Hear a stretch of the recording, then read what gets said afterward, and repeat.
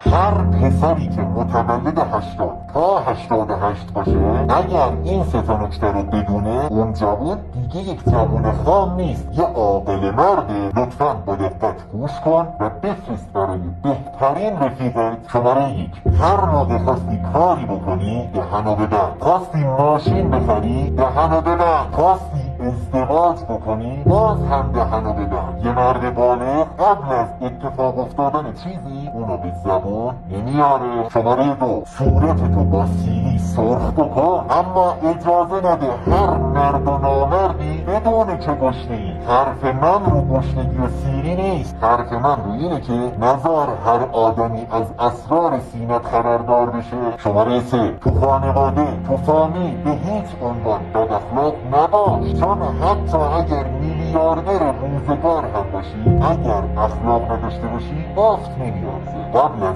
هر کاری اخلاق خوب رو یاد بگیر. من اینجا نکته هایی میگم که به رشد و استقلال مالی کمک میکنه. اگر حال میکنی